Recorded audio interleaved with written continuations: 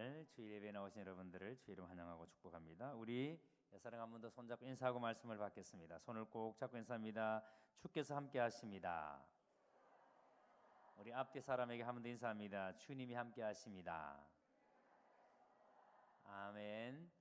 하나님께 여러분에게 큰 은혜 주시기를 주의 이름으로 축복합니다. 우리는 지난 시간에 천사 가브리엘이 사가랴를 찾아와서 사가랴에게 아들을 낳을 것이다, 수태에 대한 고지를 합니다. 그런데 사가랴가 그 천사의 말을 믿었습니까? 못 믿었습니까? 믿지를 못했습니다. 그래서 하나님께서 그의 입을 닫게 하셨습니다. 자, 그런데 오늘 본문에는 동일한 천사가, 그 가브리엘이 마리아를 찾아와서 마리아에게 수태고지를 합니다. 아들을 낳을 것이다 라고 말씀을 합니다. 자, 그런데 오늘 26절에 여세자딸의 천사 가브리엘이 하나님의 보내심을 받아 갈릴리 나사렛이란 동네에 가서 그랬습니다. 그러니까 천사 가브리엘이 사가랴에게 그 이야기한 수태, 그러니까 아들을 낳을 것이다라는 이 말에 대해서 실제로 사가랴의 아내 엘리사벳이 아이를 가졌고 아이를 가진 지가 6달이 지났다는 말이에요.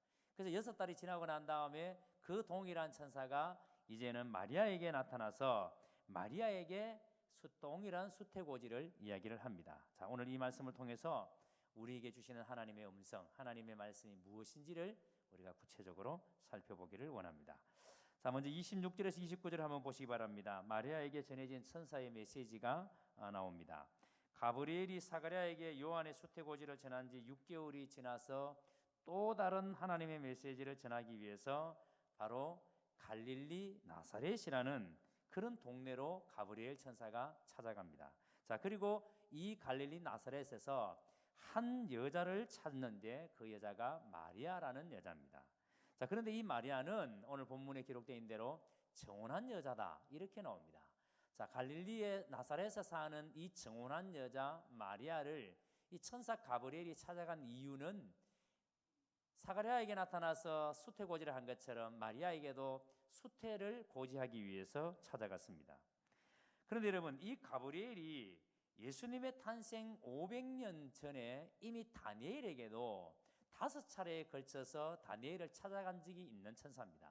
여러분, 이미 다니엘서를 상세히 읽어보신 분들은 이 가브리엘 이름이라는 것이 굉장히 익숙할 겁니다. 그래서 다니엘서의 9장에 보면은 이미 5번 이 가브리엘 천사가 다니엘을 찾아가는데, 근데 이 가브리엘 천사가 나타날 때마다 하나님은 굉장히 중요한 메시지를 전하십니다. 그런데 오늘 본문에서는 이 가브리엘 천사가 바로 마리아에게 아들을 낳을 것이라 라는 이런 수태를 고지를 합니다. 자, 그런데 여러분, 지금 마리아가 살고 있는 곳이 어딘가 하면은 갈릴리 나사렛이라는 곳입니다. 여러분, 이 나사렛은 예루살렘에서 본다면 굉장히 멀리 떨어져 있는 곳입니다. 예루살렘은 종교의 중심지인 반면에 나사렛은 그냥 시골 동네예요. 조그마한 동네예요. 잠시 지도를 보면서 제가 이 나사렛에 대해서 간단하게 말씀을 드리도록 하겠습니다. 자, 지도 한번 화면에 띄워주시죠. 여러분, 지도에 보면 별이 지금 몇 개 보입니까? 별이 4개가 보이죠. 그죠? 여러분이 앉아있는 자리에서 왼쪽 편에 제일 아래쪽에 뭐가 보이죠? 나사렛, 그 위에 가나, 그 다음에 막달라, 그리고 가브나움, 이렇게 별을 4군데 표시해 놨는데, 나사렛을 제외하고 가나와 막달라와 가브나움은 이 당시에 굉장히 중요한 무역로입니다. 그러니까 상인들이 이 지역, 이 루트를 따라서 장사하는 사람들이 다녔던 중요한 무역로입니다. 그 중에서도 막달라라는 지역은 아주 거점이 되는 그런 지역이 있습니다. 상인들이 주로 이런 길을 따라서 이제 무역업을 했다는 거예요. 그래서 우리 막달라 마리아 그러면은 여러분이 뭐가 기억이 납니까? 현장에서 가나마다 잡힌 여인. 자, 그런데 거기에서는 충분히 그런 일이 일어날 수 있는 지역인데, 왜냐하면 저기에는 많은 상인들이 이렇게 왕래하는 곳이기 때문에 여러분, 그런 일들이 빈번하게 일어나는 겁니다. 그리고 가나나 가버나움에도 마찬가지입니다. 특히 가나는 로마의 군인들이 굉장히 왕래가 빈번한 곳이기도 합니다. 자, 그런데 가나 아래쪽에 나사렛이 있습니다. 가나에서 나사렛까지는 저게 이제 주로 험한 산길이기도 하고 그렇기 때문에 좀 이렇게 둘러가는 길들이니까 제법 멀 거예요. 그래서 자료를 보니까 한 10몇 킬로 정도가 된다 그러는데 실제적으로는 그다지 먼 거리가 아니에요. 그리고 옛날에 여러분들이 그 멀리 있는 분들이 산을 넘어서 이렇게 도시로 뭐 볼일 보고 오고 그러잖아요. 차가 없을 때는. 지금이야 차가 있기 때문에 빠르게 하지만 옛날에는 전부 다 산 넘고 다니지 않습니까? 그러니까 나사렛 사람들도 가나를 가기 위해서는 그런 지름길이 분명히 있었을 겁니다. 그러니까 이 나사렛 사람들은 주로 뭐 큰 일을 하기 위해서, 큰 장을 보기 위해서는, 물건을 사기 위해서는, 또 팔기 위해서는 주로 가나로 나와서 그렇게 했을 겁니다. 왜냐하면 이 나사렛 지역은 이 당시에 이게 좀 자료들마다 좀 차이가 있습니다만은 한 20에서 30호 정도가 살았을 것이라고 추론을 합니다. 어떤 분은 또 더 많이 살았을 것이다, 그거보다는 더 크다, 큰 동네다, 이렇게 말씀하는 분이 있는데, 여하튼 20에서 30호 정도가 이 나사렛에서 살고 있었는데, 이 동네 사람들이 살기 위해서 뭘 팔고 사고 하기 위해서는 주로 가나로 나와서 이제 그렇게 한 겁니다. 자, 이 꼴짜기에, 지금 이 꼴짜기에 천사 가브리엘이 찾아온 겁니다. 마리아를 찾아온 겁니다. 자, 그런데 찾아와서 하는 얘기가 뭐냐면 아들을 낳을 것이다, 이 수태를 이야기하는 겁니다. 자, 여러분, 지금 이 마리아는요, 이 당시에 뭐 제사장도 아니고 또 선지자도 아니고 그냥 여러분 평범한 여자예요. 그래서 말씀드린 것처럼 마리아는 이미 정혼한 남자가 있습니다. 요셉이라는 남자가 있는데, 그런데 여러분, 이 정혼을 했다라는 말은 우리 문화에서 이해를 한다면은, 지금은 하는 사람이 없습니다만은 옛날에 약혼이라는 걸 하지 않습니까? 근데 약혼은 우리나라에서는 법적인 효력은 없습니다. 약혼하고 난 다음에 파혼을 해도 아무런 문제가 없었어요. 법적 효력이 없으니까. 그런데 이 유대에서는 정혼을 하면은 결혼과 똑같은 법적인 효력을 가집니다. 그러니까 정혼한 사람이 만약에 뭐 바람을 피운다든지 나쁜 짓을 하면은 이거 굉장히 심각한 문제가 되는, 죄가 되는 거예요. 그래서 정혼한 사람은 그 남자가 여자든 남자든 죽든지 아니면 정식적으로 이혼하든지 두 가지 이외에는 두 사람이 갈라설 길은 없는 거예요. 그러니까 정혼이라는 것은 결혼과 동일한 법적인 효력을 지닙니다. 자, 그런데 무엇이 다른가 하면은 정혼을 하고 난 다음에 이 부부가 함께 1년 동안 같이 살지를 못해요. 그러니까 남자는 남자의 부모의 밑에서 살아야 되고 여자는 여자의 부모와 함께 살아야 됩니다. 그래서 1년 동안 같이 살지 않고 이렇게 각각 부모의 집에서 사는 동안에 1년 동안에 신랑이든 신부든 자기의 순결을 증명해야 되는 겁니다. 내가 순결한 신랑이다, 순결한 신부다라는 것을 이 1년의 기간 동안에 증명을 하는 겁니다.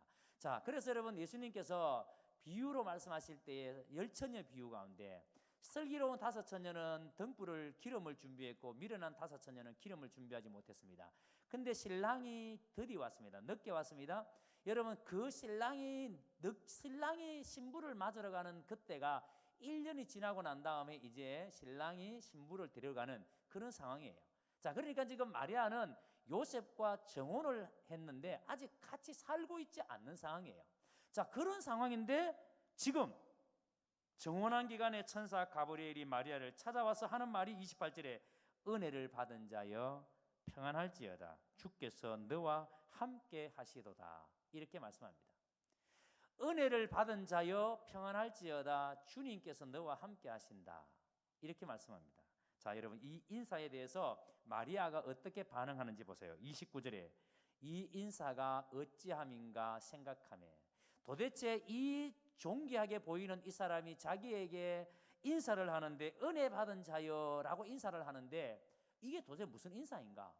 내가 도무지 이해할 수 없는 인사를 하는 거예요. 내가 이해되지 않는, 나에게는 도무지 이해되지 않는 인사를 천사가, 이 존귀한 사람이 하는 거예요. 그래서 마리아가 이 인사가 어찌함인가? 지금 여러분, 마리아는 이 천사가 하는 인사에 대해서 이해할 수가 없습니다. 왜냐하면 마리아는 한 번도 자기 자신이 은혜를 받은 자라고 생각한 적이 없었으니까.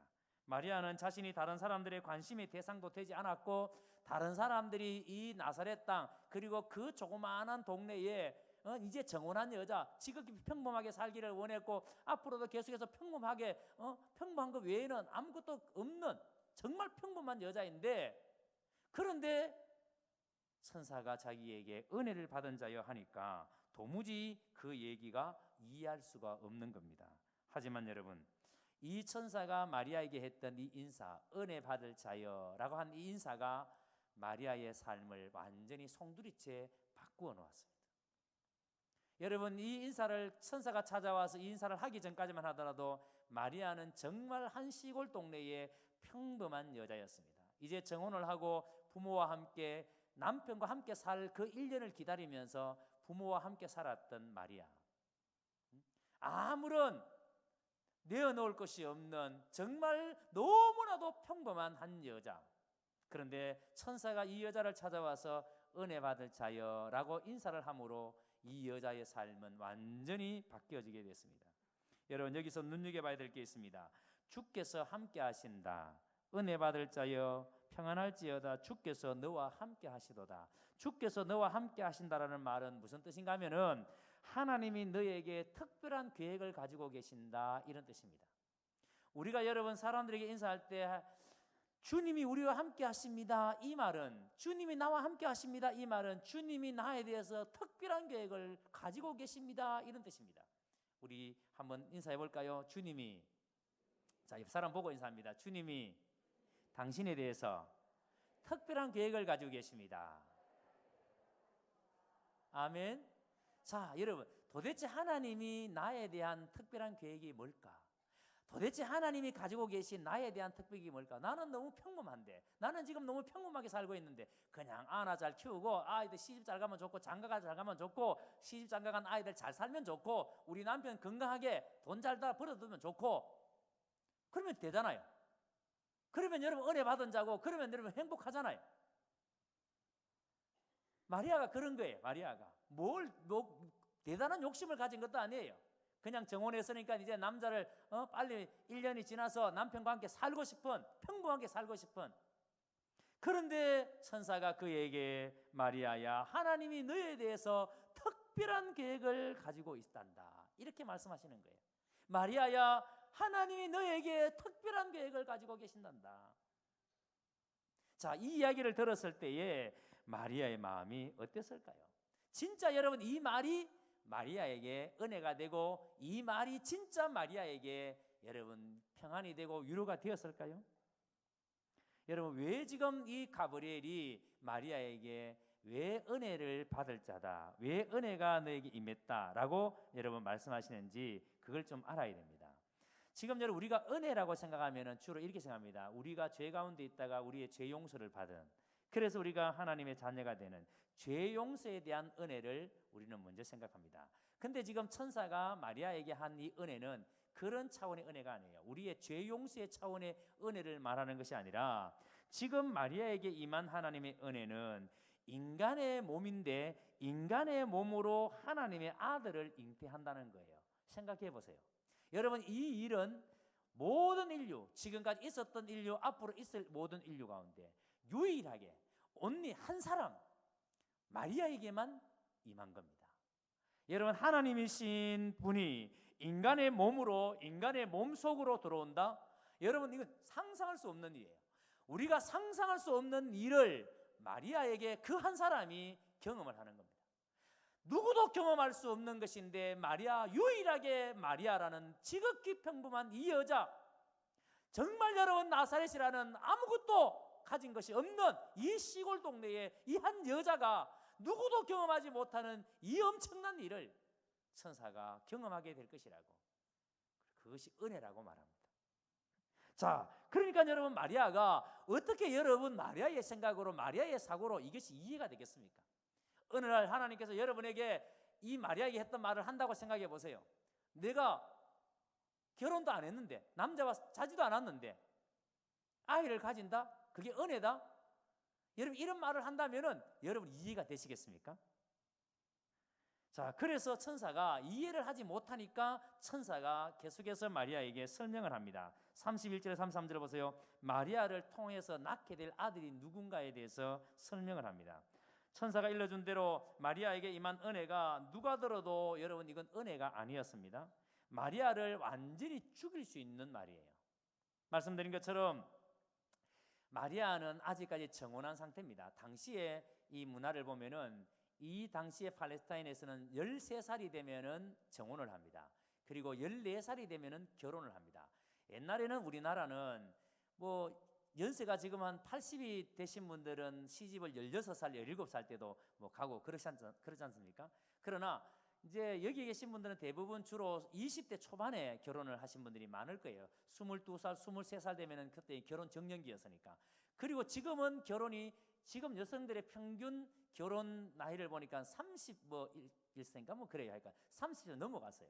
30세가 다 넘어서 이제 결혼을 하는 겁니다. 근데 팔레스타인에는 13세가 되면은 정혼을 하고 14세가 되면은 정식 이제 결혼을 하는 것입니다. 자, 그런데 마리아가 이 당시에 이런 문화로 봤을 때 마리아의 나이가 13세 정도였다. 어린 나이입니다. 나이가 많지 않는 나이예요. 자, 아직 정혼한 상태입니다. 그런데 여러분, 아기를 가진답니다.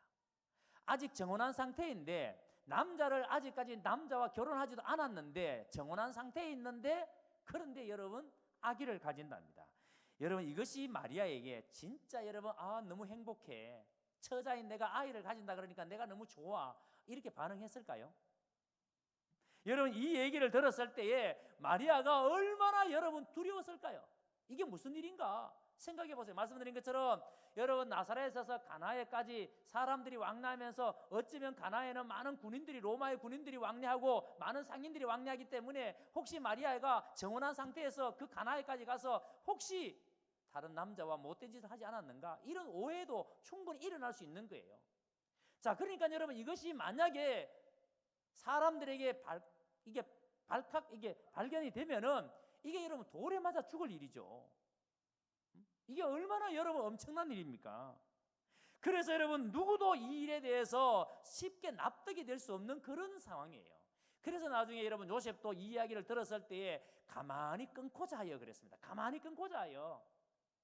여러분 마리아를 살리고 싶은 거예요. 놔두면은 지금 임신한 이 마리아를 놔두면은 돌에 맞아 죽으니까 마리아를 살릴 수 있는 길이 뭘까? 자, 그런데 여러분 이것이 하나님의 은혜라는 거예요. 이렇게 여러분 잉태된 것이 은혜라는 거예요. 여러분 이 은혜가 뭔지 아십니까? 바로 아들을 낳게 된다는 그 자체가 은혜라는 겁니다.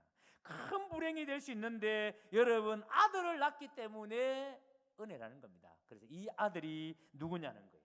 도대체 이 아들이 누구기에 마리아가 자기의 목숨을 걸고도 이 아들을 잉태하고 출생케 하는가? 이 아들이 누구기에? 그래서 천사가 이 아들에 대해서 이야기를 합니다. 자, 31절에 보세요. 그 이름을 뭐라 하라? 예수라 하라. 보라 내가 잉태하여 아들을 낳으리니 그 이름을 예수라 하라. 여러분 이 예수라는 말은 그 구약의 히브리어로 여호수아라는 이름이 있습니다. 그렇죠? 여호수아. 그 히브리식 이름이 여호수아고 이것이 헬라식 이름으로 예수입니다. 동일한 이름인데 히브리식 이름으로 여호수아고 헬라식 이름으로 예수입니다. 근데 여러분 구약의 여호수아가 모세의 뒤를 이어서 광야 생활의 마지막에 이스라엘 백성들을 이끌고 가나안 땅에 들어가지 않습니까? 그래서 이스라엘 백성들 이끌고 약속의 땅 가나안 땅에 들어간 것처럼 예수님께서는 바로 이 모든 사람들을 당신의 백성들을 생명으로 인도하실 그 이름, 그 예수, 모든 사람을 생명으로 인도할 그 이름, 그 예수. 그래서 그 예수님은 32절에 그가 큰 자가 되고, 여러분 여기서 큰 자라는 말은 바로 하나님의 구원을 일으킨다는 뜻입니다. 하나님의 구원을 일으킬 분.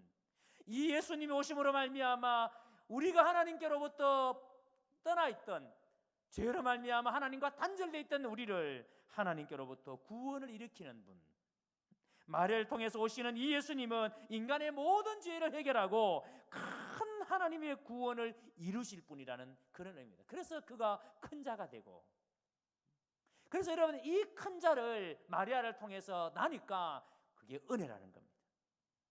그리고 보세요. 지극히 높으신 이의 아들이라 일컬어질 것이다. 지극히 높으신 이의 아들이라 일컬어질 것이다. 그리고 다윗의 왕위를 그에게 주신다. 그 조상 다윗의 왕위를 그에게 주시리니. 여러분 예수님이 다윗의 왕위를 가지신 분입니다. 사무엘하 7장 8절에 10절을 보시면 하나님께서 다윗의 자손을 세워서 하나님께서 그 나라를 견고하게 하신다라는 말씀이 있습니다. 하나님이 다윗의 자손을 세워서 그 나라를 견고하게 하신다. 그런데 여러분, 이것은 다윗의 가문만의 영예가 아니라 그 나라에 속한 모든 백성들이 그로 인해서 평안을 누리는 것을 말합니다. 다윗의 자손으로 말미암아 누리는 평안. 그렇기 때문에 다윗의 자손으로 올 사람은 백성들에게 뭐가 되느냐면은 희망의 상징이 되는 겁니다. 그래서 이 이야기를 유대인들은 이 사상을 이 모든 얘기를 알고 있었어요. 그래서 이것이 바로 메시아 사상, 메시아 대망 사상입니다. 이들은 언제나 다윗의 자손으로 오시는 그분이 우리에게 이 놀라운 일들을 이루어 주신다. 그래서 언제나 그들은 그 메시아가 오기를 기다리고 있었던 겁니다. 그래서 그 메시아는 그들에게 유일한 희망이었습니다. 자, 이런 다윗의 후손에게 영원한 왕권을 주시는데 예수님의 탄생과 연결되어지는 말씀이 이사야 9장 3절에서 7절에 나타납니다. 이사야 9장의 말씀을 자세히 보시면은 예수님이 구약에 예언한 메시아의 신분으로 오셔서 바로 하나님이 통치하시는 하나님의 나라, 하나님이 주인 되는 나라, 하나님의 주권이 드러나는 나라를 세운다는 것을 의미합니다. 자, 그러니까 여러분, 예수님께서 오셔서 하시는 일이 뭐냐 하면은 하나님의 나라를 오게 할 뿐 아니라 하나님의 나라가 영원히 활동하게 하는 것을 그 하나님의 아들이 와서 하시는 일입니다. 그래서 여러분, 예수 그리스도가 전파되어지고 예수 그리스도를 믿는 사람들이 있는 곳마다 일어나는 일이 뭐냐면 하나님의 주권이 회복되어집니다. 하나님이 하나님 되심, 하나님이 하나님 되심이 드러납니다. 그래서 여러분 보세요. 오늘 이 경운교회라는 이 공동체 안에서 우리가 진짜 예수님을 믿는 사람이라면, 우리가 진짜 예수 그리스도를 믿는 사람이 맞다면 여러분, 이 공동체의 주인은 누구다? 하나님이시다. 하나님의 주권이 드러납니다. 하나님의 주권이 드러나는 말은 하나님이 하라는 대로 하고 하나님이 하지 말라는 것을 안 하고 오직 하나님의 말씀대로, 하나님의 말씀대로 살고 말씀대로 움직이는 그 공동체, 그게 하나님의 주권이 드러나는 거예요. 그것이 여러분 내 삶 가운데도 마찬가지입니다. 내가 하나님의 말씀을 듣고 내가 말씀대로 사는 것이 하나님의 주권이 드러나는 거예요. 그래서 예수님이 오심으로 그 하나님의 나라를 이루시고 그 하나님의 나라를 영원히 활동케 하시는 분이 예수님이시라는 겁니다. 여러분, 이 세상에 하나님의 나라를 이루시는 분, 이 세상에 하나님의 나라를 세우셔서 그래서 누구든지 예수를 믿으면 누구든지 하나님의 백성이 되게 하는, 그래서 하나님의 백성 된 사람은 누구나 하나님께서는 끝까지 책임져 주시는, 그게 하나님의 나라예요. 여러분, 오늘 우리가 진짜 우리가 예수님을 믿는 사람이라면, 내가 정말 예수님에 대한 믿음을 가진 사람이면 우리는 하나님의 백성입니다. 이걸 믿으시기를 주의 이름으로 축복합니다. 그런데 하나님의 백성 된 사람은 하나님께서 끝까지 하나님이 책임져 주신다는 겁니다.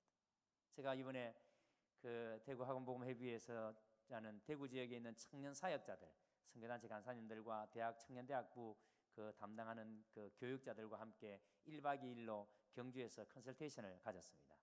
그런데 거기에 대구에서 사역하신 내비게이터 우리 박남규 대표가 오셔서 그분과 함께 이제 룸메이트로 하룻밤을 같이 지냈는데, 그분과 함께 이렇게 얘기하는 과정에서 그분이 이런 말씀을 하세요. 목사님, 나는 지금까지 한 번도 내가 내 스스로 결정을 한 것이 없습니다. 무슨 일을 하더라도 내가 내 스스로 결정한 게 없습니다. 하나님이 결정하시도록, 모든 일을 하나님이 결정하시도록. 이게 여러분 무슨 의미인지 아십니까? 여러분들이 결혼, 자식들의 진로, 여러분들의 진로, 여러분들의 이사, 여러분들이 직장, 모든 일에 여러분들이 누가 결정했습니까? 누가 결정해서 그 일을 하십니까? 그 박남규 선교사는 이렇게 말합니다. 목사님, 나는 한 번도 내가 결정한 것이 없습니다. 내가 결정하지 않았기 때문에 나는 내가 하는 일에 대해서 확신이 있습니다. 그래서 하나님은 지금까지 그렇게 살아왔기 때문에 자기의 모든 삶에 대해서 하나님이 책임져 주십니다 라고 말씀합니다. 그러면서 그분이 닉네임이 뭐냐면 주책이에요. 주책. 그래서 그러니까 이게 젊은 우리 청년부 담당 사역자들이 막 웃어요. 주책이라니까. 아유, 주책바가지, 저 주책바가지 그러잖아요. 근데 주책이 그런 뜻이 아니라 주님이 책임져 주신다라는 뜻의 주책입니다. 자기의 닉네임이.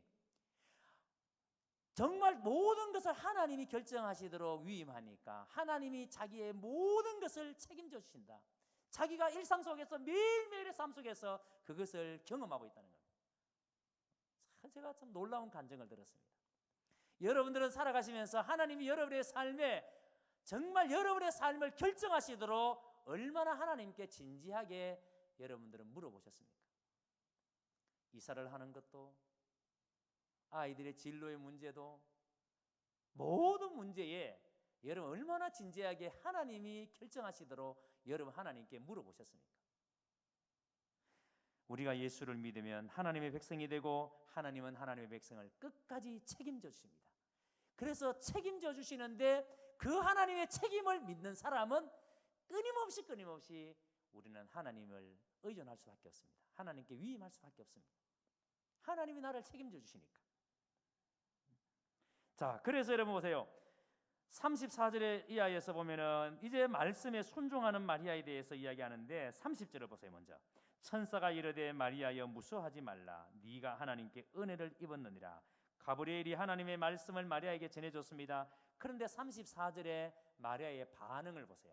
30절에서 천사가 마리아에게 은혜를 입었다라고 이렇게 전해줬는데 34절에서 마리아의 반응이 뭐냐면 마리아가 천사에게 말하되 나는 남자를 알지 못하니 어찌 이 일이 있으리까? 나는 남자를 알지 못하니 이 일이 어찌 있으리까? 여러분 여기서 알지 못한다, 알다라는 이 단어의 뜻이 뭐냐면 성적으로 알지 못한다 이런 뜻입니다. 성적으로. 그러니까 여러분 아직까지 마리아는 정혼한 상태에 있고 요셉과 한 번도 잔 적이 없는 여자예요. 아직까지 아주 순결한 여자예요. 자, 그런데 마리아가 가브리엘이 그렇게 말하는 거예요. 나는 남자를 모르는데, 나는 남자와 한 번도 잔 적이 없는데 어떻게 그런 일이 나에게 일어날 수가 있느냐라고 묻는 겁니다. 그러니까 마리아는 자기의 머리로는 도무지 이해가 안 되는 거죠. 여러분 이해가 되지 않습니까? 우리가 여러분 신앙생활 하면서 여러분이 일어나는 일들 다 이해가 되던가요? 여러분의 머리로 이해하려고 해보세요. 이해되지 않는 게 너무 많습니다. 저도 목회하면서요, 내 머리로 이해하려고 그러니까 여러분 아무리 생각해도 이해되지 않는 일이 너무 많아요. 왜 하나님이 이럴 때 이렇게 좀 해주시지, 저럴 때 저렇게 좀 해주시고 하면 좋겠는데 도무지 내 머리로는 이해되지 않는 일들이 너무 많아요.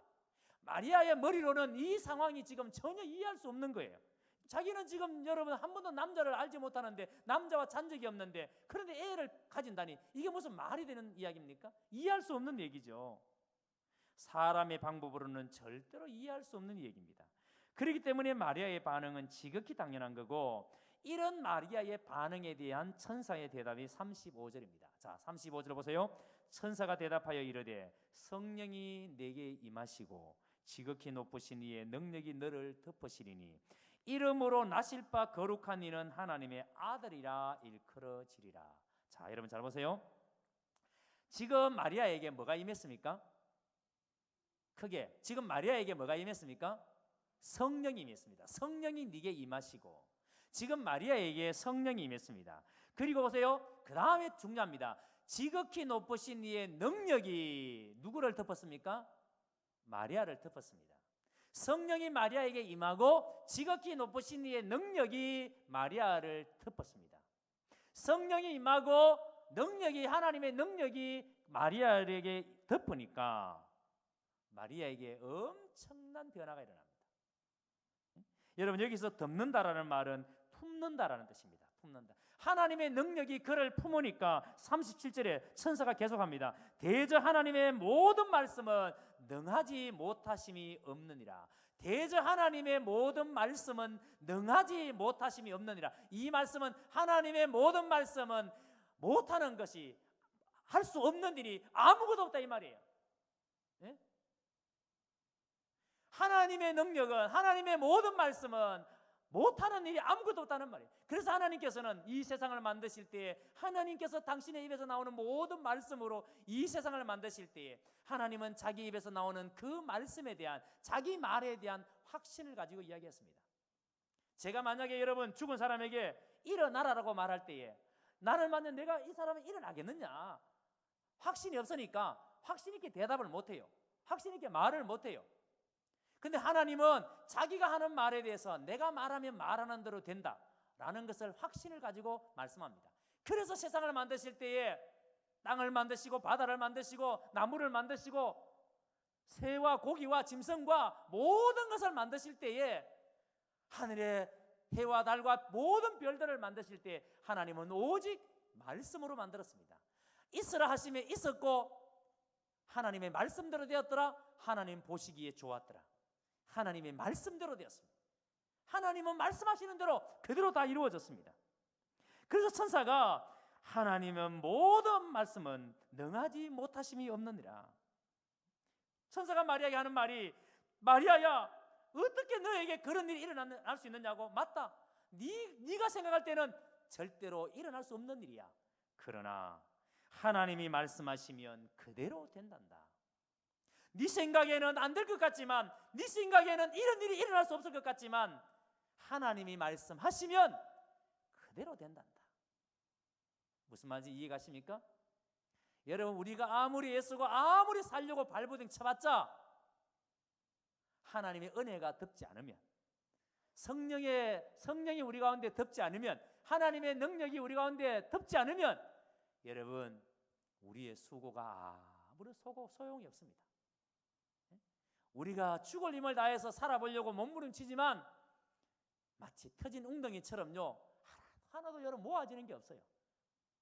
뭔가 좀 모아졌다 싶으면은 그 다음에 누가 아파서 병원에 가서 번 돈 병원 다 갖다 줍니다. 내가 이제 먹고 살만하니까 여러분 이제는 또 다른 문제들이 또 생깁니다. 내 힘으로 뭔가 하려고 몸부림쳐보세요. 치면 칠수록 점점점 여러분 우리의 인생은 풀리는 것이 아니라 꼬여갑니다. 하나님의 은혜가 덮여져야 돼요. 하나님의 은혜가 덮여져야 돼요. 자, 하나님의 은혜가 덮여지기 위해서는 뭐 해야 돼요? 그래서 내가 어떻게 살 것인가? 여러분, 우리가 여기서 잠깐만 신약으로 한번 가서 말씀을 좀 봤으면 좋겠습니다. 디모데전서 6장을 한번 살펴봤으면 좋겠습니다. 디모데전서 6장을 한번 보겠습니다. 디모데전서 6장, 자, 마지막 부분 17절부터 한번 제가 읽어드리겠습니다. 우리 화면도 한번 띄워주시면 좋겠습니다. 제가 읽겠습니다. 네가 이 세대의 부한 자들을 명하여 마음을 높이지 말고 정함이 없는 재물에 소망을 두지 말고 오직 우리에게 모든 것을 후히 주사 누리게 하시는 하나님께 두며. 누리게 하시는 분은 누구십니까? 하나님이십니다. 그래서 우리의 마음을 어디에 두라고요? 하나님께 두라고요. 여러분, 우리 예수 믿는 사람은요, 우리의 모든 관심과 우리의 모든 생각이 누구에게 초점을 맞춰야 됩니까? 하나님께 초점을 맞춰야 됩니다. 그래서 너희가 무엇을 먹을까 무엇을 마실까 염려하지 말라. 이것은 이방인들, 세상 사람들이 사는 방식이라는 거예요. 내가 무엇을 먹기 위해서 열심히 일하고 내가 무엇을 얻기 위해서 열심히 일하는 거, 그건 세상 사람들이 사는 방식이에요. 그런데 우리 예수 믿는 사람들이 사는 방식이 뭐예요? 하나님의 나라와 하나님의 의를 구하라. 그리하면 이 모든 것을 너희에게 더하시리라. 우리의 초점은 어디에 두라 말이에요? 하나님께 두라 말이에요. 하나님께. 우리의 모든 초점을 하나님께 두고 살면은 하나님께서 이 세상 사람들이 구하는 것은 하나님께서 뭐 하신다고요? 그냥 주신대요. 그것에 목숨을 걸지 말고 우리는 하나님 바라보고 하나님께 초점을 맞추고 그렇게 살라는 거예요. 그 말이 가장 쉽게 이야기하면은 우리가 예배에 목숨을 걸어라 이 말이에요. 이 시간에 딴짓하지 말고, 이 시간에 여러분 돈 된다고 엉딴짓하지 말고 오직 하나님 바라보고 하나님께 나와 겸손하게 예배드리고 하나님 바라보라는 거예요. 그래서 일주일 내내 하나님과 어떻게 만나서 하나님과 교제할까, 하나님께 어떤 마음으로 예배드릴까, 이 생각하면서 일주일 보내라는 거예요. 그러면 하나님께서 이방인들이 구하는 것을 우리에게 그냥 주신대요. 이 모든 것을 우리에게 더하신대요. 그래서 디모데전서 6장 18절도 보세요. 선을 행하고 선한 사업을 많이 하고 나누어 주기를 좋아하며 너그러운 자가 되게 하라. 살아가는 삶의 방식입니다. 이것이 장래에 자기를 위하여 좋은 터를 쌓아 참된 생명을 취하는 것이니라. 여러분, 열심히 일해서 하나님께서 우리에게 주시는 것도 있으면 뭐 하라고요? 나를 위해서 자꾸 움켜쥐지 말고 자꾸 다른 사람을 위해서 선한 일을 많이 하라는 거예요. 선한 사업을 많이 하라는 거예요. 자꾸 여러분 다른 사람을 위해서 서라는 거예요. 나를 위해서 움켜쥐지 말고 다른 사람을 위해서 계속해서 서라는 거예요. 제가 어제 우리 아내와 교제를 하다가 제 아내가 저한테 이런 얘기합니다. 여보, 그 추차, 연예인 이름이 남자 이름이 차, 몸 좋은 그 잘생긴 남자 이름 뭐죠? 차추. 이게 머리가 어디서 잡아? 그 주말 드라마에 나오는데 차인표. 죄송합니다. 이게 뭐 차인표. 근데 이 차인표 씨가 신혜라 씨하고 부부죠. 참 신앙이 좋습니다. 근데 지금 입양한 아이가 1,000명이 넘습니다.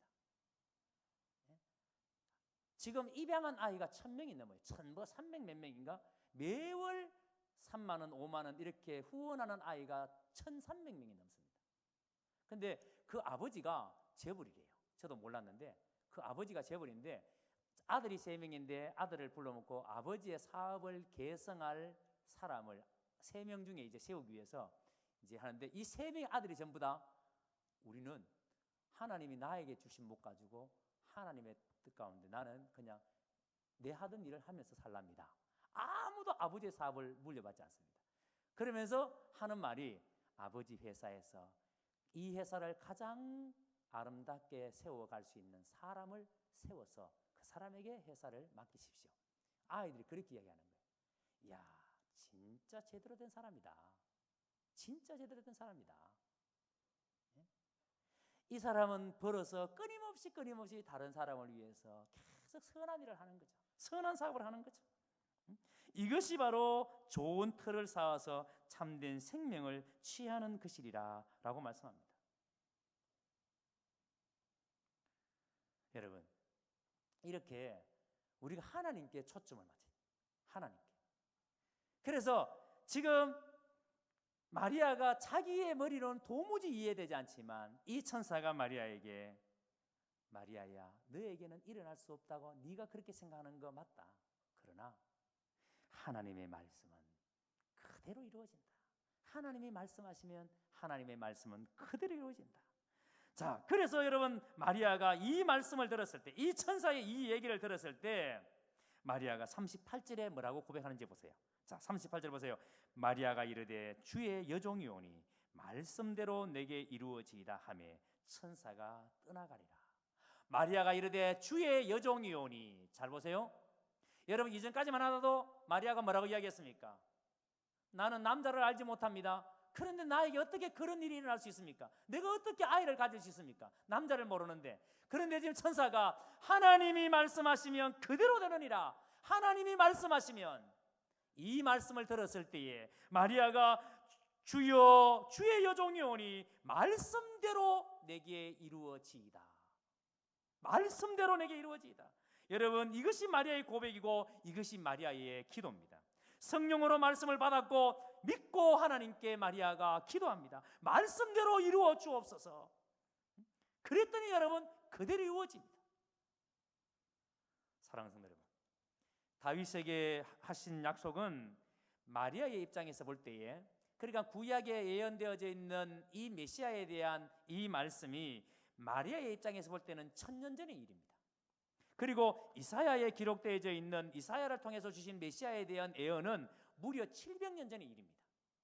그런데 마리아는 1000년 전의 일을, 700년 전의 일을 지금 하나님의 약속이 지금 나로 통하여서 이루어질 것이라는 것을 어떻게 확신하고 어떻게 믿을 수 있는다는 거예요. 어떻게 확신하고 믿었기에 천사의 말을 듣고 말씀대로 이루어지이다라고 고백할 수 있었다는 거예요. 여러분 마리아는 이 말씀을 어떻게 확신하고 고백했을까요? 여러분 이 마리아의 고백의 배후에 바로 하나님이 계십니다.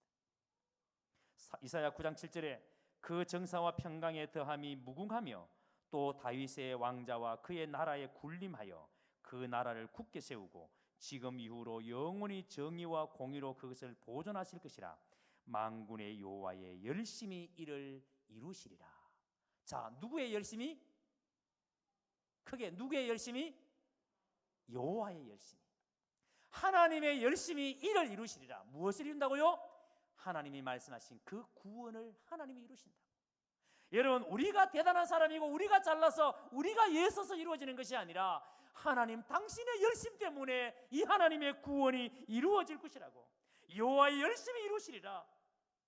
그래서 마리아가 이 말씀을 들었을 때에 하나님 당신의 열심 때문에 하나님이 열심으로 내가 지금 이 일을 거절한다고 해서, 내가 이 일을 지금 내가 못한다고 해서 이루어지지 않는 것이 아니라 하나님은 당신의 열심으로 반드시 이 말씀이 이루어질 것이다. 그래서 마리아는 나는 정혼한 여자지만 이 일로 말미암아 내가 죽을 수 있지만, 이 일로 말미암아 나에게 어떤 아픔이 있고 남편으로부터 쫓겨남을 당할지 모르지만 하나님 당신의 열심히 우리를 구원하시고 우리를 위로하시리라 믿습니다. 말씀대로 이루어질 줄로 믿습니다. 그렇게 고백합니다. 말씀대로 이루어지다. 말씀드린 것처럼 당시 여자는 13세에 정혼하고 14세에 결혼을 합니다. 어립니다. 하지만 마리아는 말씀을 들었을 때 이 말씀이 순종하는 것이 얼마나 어려운가를 이 마리아가 알았습니다.